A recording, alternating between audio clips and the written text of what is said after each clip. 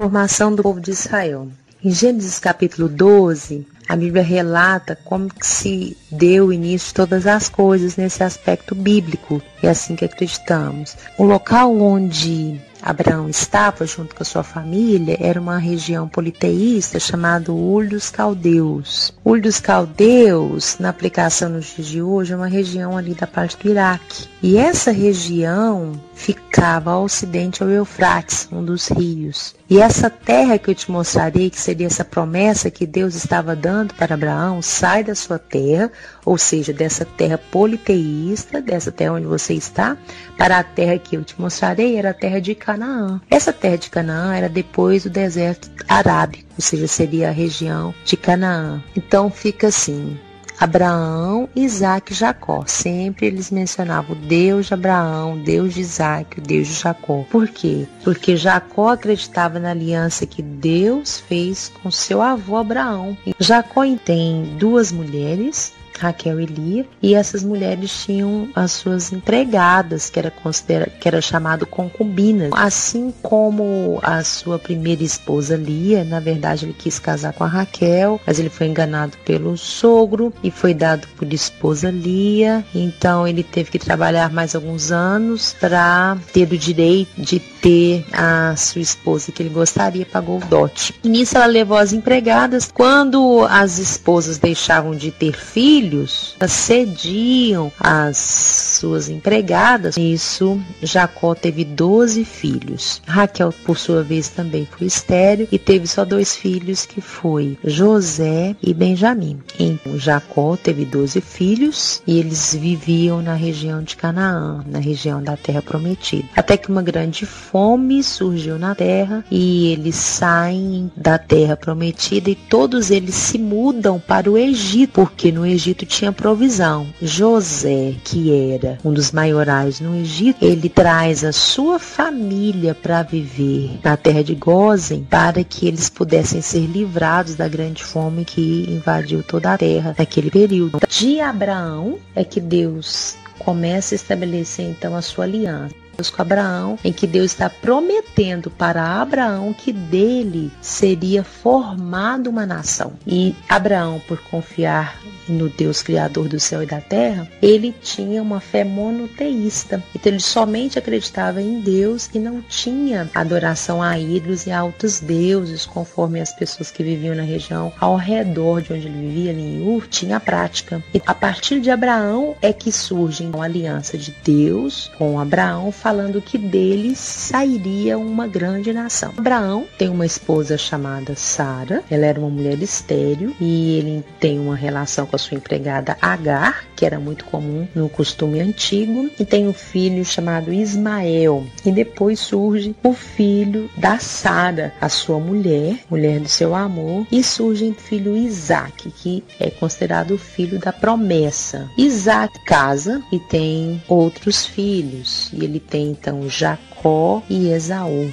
Esaú era o filho primogênito, mas a bênção da primogenitura é recebida por Jacó. Fica a escala: Abraão, que tem o seu filho Isaac, tem o seu filho Jacó. E esses homens, por mais que a narração bíblica mostra uma série de deslizes da vida pessoal deles, de coisas que desagradaram a Deus, mas eram pessoas tementes a Deus e que professavam o Deus vivo e tinha essa fé monoteísta e que cria na promessa de Deus. Quando é que surge o nome Israel, e depois a gente continua a narrativa da história de Israel, que eu estou contando a história de Israel. Mas o nome Israel surgiu de onde, de quem? Como que foi isso à luz da Bíblia? Na verdade, um dos patriarcas que nós chamamos de Jacó, filho de Isaac, ele tinha um certo agravante na sua vida, porque ele era muito trapaceiro. O próprio nome dele significava usurpador. E ele era uma pessoa trapaceira, uma pessoa espertalhona, que sempre queria tirar vantagem em tudo. E a Bíblia relata que a bênção da primogenitura, ou seja, a bênção específica,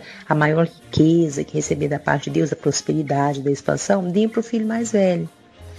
E Jacó roubou a bênção do irmão Esaú. E a sua mãe ajudou ele a roubar a bênção. Seu pai estava cego e bem velhinho, antes de falecer, ele chamava os filhos e profetizava, abençoava o filho mais velho. Jacó então preparou a alimentação que o pai gostava e foi até o seu pai, dizendo ser Esaú, e o pai então o abençoa. Quando o pai o abençoa e seu irmão fica sabendo, ele precisa fugir e vai para a terra do seu tio Labão. Então Jacó era um trapaceiro, ele roubou a bênção específica do seu irmão. E a Bíblia relata o seguinte: quando Jacó foi conviver com seu tio Labão, ele também foi trapaceado, porque Labão era mais esperto que ele. E aí Labão deu as suas filhas para ele, que foi a Raquel, que foi a mulher que ele apaixonou, mas no dia do casamento ele recebe a Lia. Ou seja, Labão era mais trapaceiro do que ele. E o tempo passa e ele então entende, passa-se 20 anos e ele retorna à casa dos seus familiares. E quando ele pensa em retornar para os seus familiares, o grande desespero entrou no coração dele, porque ele teria que encontrar o irmão dele. Ele sabia que o irmão dele, Esaú, tinha fúria e ânsia de morte, queria matá-lo. E a Bíblia relata que no meio do caminho, quando ele estava orando, ele vê um ser. E esse ser luta com ele. E ele entendia que era um ser celestial. A gente chama de anjo do Senhor. E ele então trava uma luta. Quando ele trava uma luta com esse ser, ele fala: eu não te solto. Jacó fala: eu não te solto antes de me abençoar. Eu posso morrer, mas eu não te solto. Por quê? Porque ele entendia muito bem que ele seria morto pelo seu irmão. Então ele preferiu lutar com Deus. Ou seja, muda o quadro da minha vida para que eu não morra. É isso que ele estava querendo traduzir. E a Bíblia diz que o anjo do Senhor então toca nele e ele fica aleijado no nervo dele. E a aplicação é que ele então pudesse aprender a andar, não da maneira como ele sempre quis, trapaceando, mas que pudesse andar confiando no Senhor. E o anjo fala para ele o seguinte: não mais chamarás Jacó, trapaceiro, mas a partir de agora chamarás Israel, porque lutaste com Deus e prevaleceste. Não que ele prevaleceu, mas o anjo permitiu ele prevalecer. Então Israel significa lutou com Deus. E ele então passa a se tornar Israel. Continuando então a história do Velho Testamento em poucos minutos. Então nós paramos no período em que José leva toda a sua família, que eram 70 pessoas, para o Egito, devido à grande fome que estava vivendo toda a terra naquele tempo. E a Bíblia diz que Faraó morre e assume então o governo, um homem que não temia a Deus e que não conhecia José. José morre, Faraó morre e a descendência de José permanece no Egito e eles passam ali a viver 430 anos. Como eles cresceram e multiplicaram-se ali, o faraó teme que essa nação aliasse com nações inimigas e conspirasse contra eles. Então, para que não houvesse uma invasão e que esse povo de Israel pudesse aliar com os inimigos, ele torna os israelitas, então, escravos. Por isso que eles se tornaram escravos. E aí surge, então, o libertador tirado das águas. Quem foi esse homem? Moisés. Moisés então entra no cenário bíblico e a Bíblia diz que Deus levantou Moisés para que pudesse então retirar o seu povo da escravidão. Moisés então viveu 40 anos como filha adotiva do faraó e 40 anos então ele vai para o deserto fugindo, porque quando ele viu uma briga entre um egípcio e um israelita, ele então mata o egípcio para livrar o israelita. Foi descoberto e a punição na época era morte. Quem mata merece morrer. Ele, para se livrar da morte, foge para o deserto e então ali ele casa, constitui família e vive por 40 anos. Tem uma revelação de Deus, ele volta para o Egito e quando ele volta para o Egito, ele volta com uma missão, que era resgatar uma nação que sai do Egito, 600 mil homens. Então uma nação que entrou com 70 pessoas se torna então uma nação de 600 mil homens, foram crianças e as mulheres. E aí mostra a narrativa de Êxodo, em que o Egito foi assolado com 10 pragas e da potência mundial que eles eram, se tornaram uma nação pobre e destruída. Depois que as pragas do Egito vieram sobre eles, eles saem então da terra do Egito, atravessam o Mar Vermelho e começa a peregrinação retornando para o local de onde Jacó tira os seus filhos e vai, que era a região de Canaã. Então Moisés então morre no processo da caminhada, com o sucessor Josué, e Josué atravessa o rio Jordão e dá sequência na conquista das terras. Josué morre e começam a levantar outros governadores para conduzir o povo, e esses governadores eles se chamavam o nome de juízes. Então foram vários homens que se levantaram para cuidar, para dirigir aquela nação. Nesse período levanta vários personagens famosos bíblicos, que é Gideão, que com 300 homens destruiu todo um exército. Surge então Débora, que era uma juíza. Surge também Sansão, que era um juiz. Surge Jefté. Vários líderes levantavam e conduziam o povo. Acontecia alguma coisa, depois morria, outros levantavam. Então nesse período eles estavam já estabelecidos na sua terra, conquistaram terras e foram conquistando terras e ficaram ali por processo de guerra. E então esses juízes foram conduzindo o povo. E esse período durou cerca de uns 400 anos, em que juízes governaram, até que o povo começa a reclamar para um dos seus guias espirituais.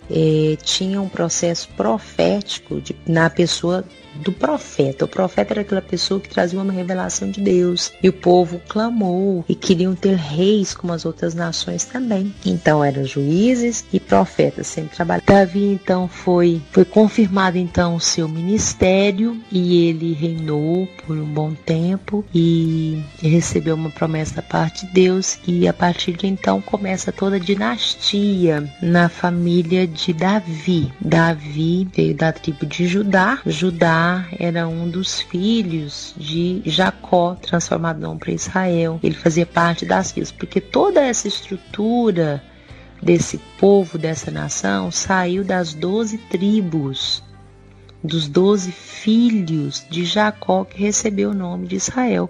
Por isso o nome de nação de Israel, que era constituída de 12 tribos, que eram os 12 filhos de Jacó. Então, Davi, ele então reina, e depois que ele morre, o seu filho Salomão toma o governo, e passava então o reinado de pai para filho. E Salomão então reina e passa o reinado, quando ele estava na sua velhice, para Roboão. Roboão foi um mau rei, foi um péssimo rei, e no seu reinado há uma conspiração e o reino é dividido. E a partir do momento que o reino é dividido, então passa a se tornar Reino do Norte e Reino do Sul. E a verdade é que 10 tribos seguem um outro líder, que era Jeroboão, e 2 tribos ficam com Roboão. As 2 tribos é considerado tribo de Judá, e as 10 tribos que seguem para o norte recebem o nome então de Israel. Então esse período de reis dá em torno de 400 anos. O período dos juízes foram 400 anos, e o período dos reis também mais 400. No Reino do Norte, eles deixaram de ser nações monoteístas. A questão é que eles, na influência de nações vizinhas, eles cometeram várias coisas. Os reis que assumiram o governo tiveram várias práticas que eram consideradas abomináveis, como a idolatria, como injustiça social, como sacrifício de crianças, consultar os mortos. Tudo isso que era considerado abominação ao povo de Israel, ou seja, a tribo da descendência de Jacó, porque eles tinham os estatutos, que eram as leis deles, que foram recebidos. É como se fosse a Constituição. Para nós, eles tinham um estatuto, uma Constituição, em que essas leis que traziam orientações do que podiam e não podiam fazer. E essas coisas que eles cometiam, era tudo aquilo que eles receberam da parte de Deus, que era considerado abominação.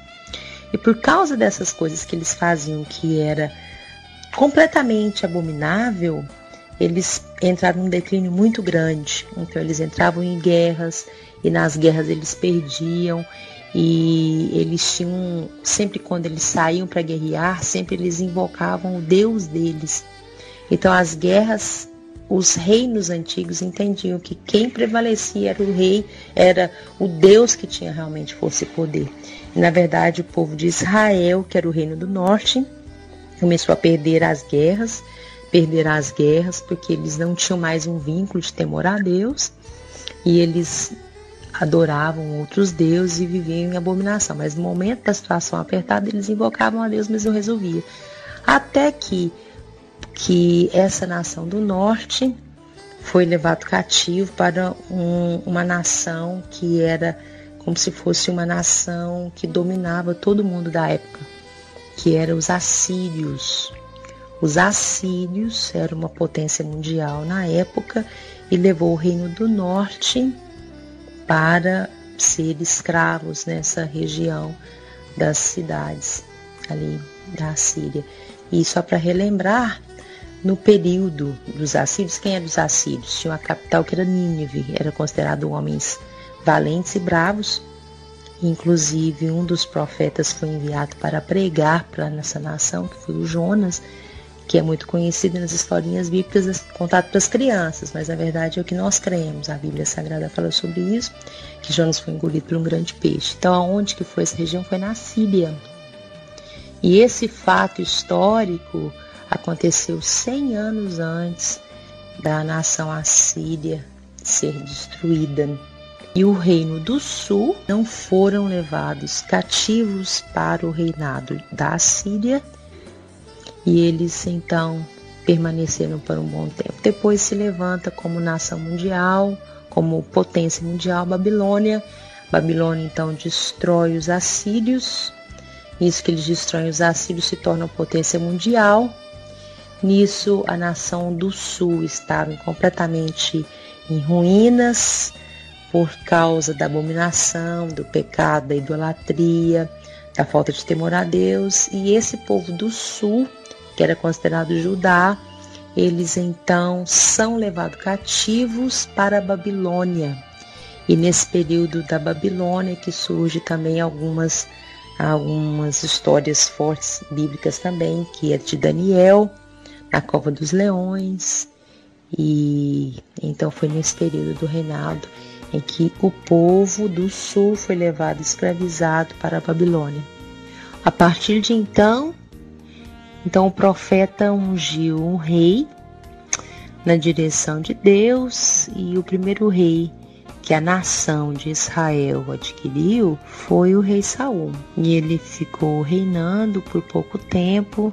Ele fez algo que foi desagradável a Deus e ele foi destituído do cargo. E a pessoa que se levanta no lugar dele é Davi, o rei Davi. E Davi foi um homem, a Bíblia diz, segundo o coração de Deus. Por que segundo o coração de Deus? Porque era um homem sensível, em que, independente dos erros, dos pecados, assim, dos deslizes terríveis que ele cometeu, mas era uma pessoa que confessava, sincera, e reconhecia realmente a soberania de Deus. Nesse processo que eles saem do Egito e começam a andar, a peregrinar, eles se tornam povos nômades novamente. E eles vão passando, imagina, uma grande nação, enorme, né, centenas e centenas de pessoas, milhares de pessoas, né, centenas somente, milhares de pessoas passando. Algumas nações vieram ao encontro deles, houveram guerras, tinha regiões que eles pediam água, eles não recebiam água, e eles entraram em guerra, e foi assim o processo de conquista. Foram conquistando terras, foi voltando, foi caminhando, foi vivendo no processo de conquistas de terras, mas eles peregrinando para até chegar na região que eles entendiam que era a terra de posse deles. Nesse processo passa então Josué, que era o líder de todo aquele povo. Ele tinha uma função, né, de governar todo aquele povo, e ele vive ali vários anos. E quando chega a velhice, depois que os babilônicos se tornam potência mundial, se levanta então o governo Medos e Persas, e os Medos dominam a Babilônia. O povo ficou então na Babilônia 70 anos. E depois de 70 anos, Ciro então libera o povo para retornar e começa então a reconstrução do templo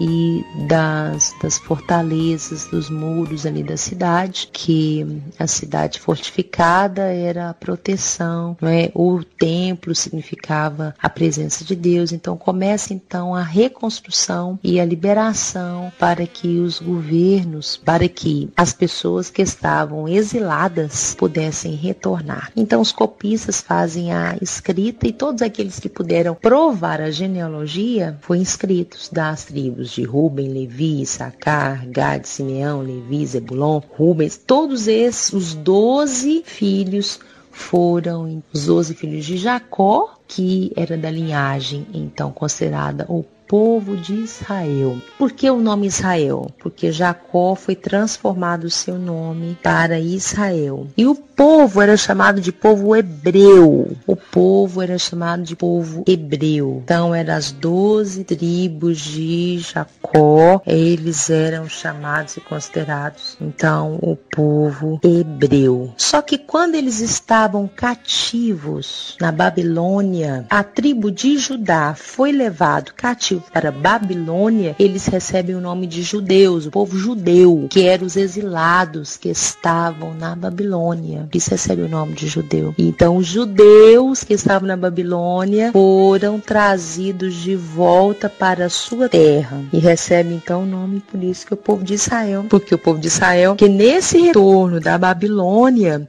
tinham pessoas de todas as 12 tribos, não só das 2 tribos de Judá, porque a partir do momento que eles se tornam, Babilônia se torna poderio mundial e toma a Síria, tomou as terras, isso significa que todos os cativos que estavam esparramados dentro da nação, estava debaixo do poderio da Babilônia.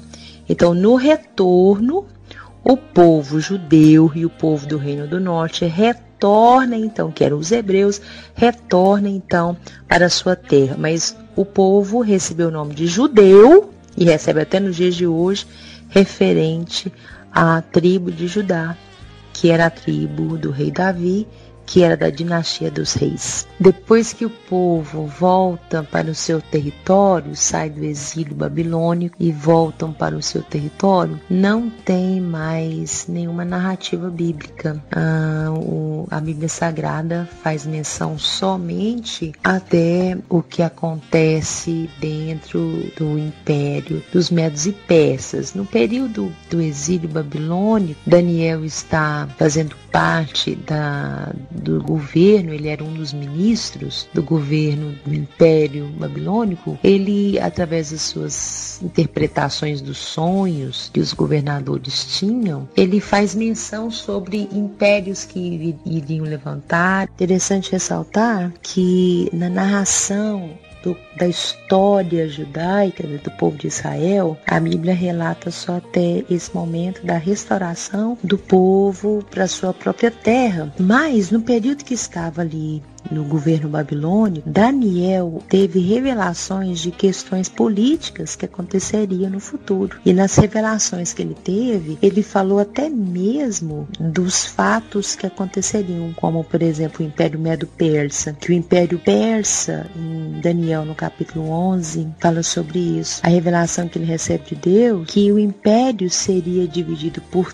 mais 3 governadores e depois um quarto. E esse quarto que se levantaria contra a Grécia. E é muito tremenda essa questão, porque são fatores que foi revelado para ele, o que ele predisse algo que aconteceria. E realmente, esses 4 reis que vieram do período Pérsia, né, o primeiro foi Cambises, do ano 530 a 522 a.C., o pseudo Esmerdes ou Gálmata, do ano 522 a.C., Dário I, 522 a 486 a.C., a seguir um quarto rei, Xerxes, que foi no ano 486 a 465 a.C., o qual lutaria contra a Grécia. Então é muito tremenda a questão bíblica, porque quando se faz uma pesquisa com um olhar histórico, percebe que a Bíblia é uma revelação de um livro que queremos ser um livro de revelação de Deus, mas que tem também registros políticos, né? E Deus revela as coisas até mesmo dentro da política. Então a Bíblia tem esses detalhes muito interessantes. Então, o Império Assírio, depois o final babilônico, que se torna potência mundial, depois os medos e os persas, depois a Grécia se levanta e depois o Império Romano, que vem o nascimento de Jesus. E a Bíblia Sagrada conta do registro das histórias do povo de Israel, vai até da restauração do templo e depois dos 400 anos, no período que houve a manifestação do Império Grego, não há nenhum registro considerado canônico que fala sobre a atuação dos israelitas ali dentro do território. O Velho Testamento traz uma série de registros históricos e políticos. As questões que o povo de Israel sofreu influência de alguma forma, traz então a narração na Bíblia Sagrada, e o que traz o registro do contexto histórico foi dos últimos reinados de poderio como Império Mundial, foram os impérios assírio, depois caiu e se levantou o Império Babilônico, caiu também e levantou os medos e os persas, depois caiu o Império Persa e se levantou a Grécia, o Império Grego, e depois finaliza o Império Grego, se levanta o Império Romano, e no período do Império Romano foi o nascimento de Jesus. E na Bíblia traz relatos históricos de algum acontecimento, algum fato que foi considerado canônico, porque os fatos registrados na Bíblia sempre têm uma manifestação de que houve atuação de Deus de alguma forma sobre esse povo. Então aquilo que é considerado canônico, ou seja, inspirado por Deus, alguma coisa que teve manifestação de Deus, que foi registrado na Bíblia Sagrada. E os registros finalizam tendo o Império Persa. Não tem nenhum registro do que aconteceu no Império Grego. Nos 400 anos não tem nenhuma manifestação. Para ali no Império Persa, ainda continua mais alguns reinados do Império Persa, mas não há nenhum registro. E ficou 400 anos sem nenhuma manifestação de acontecimentos do Império Persa e o povo de Israel, e depois já entra de cara com o aparecimento do profeta João Batista e depois Jesus. E assim traz os relatos bíblicos. Bem, eu espero que eu tenha contribuído de alguma forma para a compreensão de vocês. Eu espero que tenha sido de bom proveito esse pequeno estudo sobre a vida de Israel, do povo de Israel, conforme a explicação bíblica.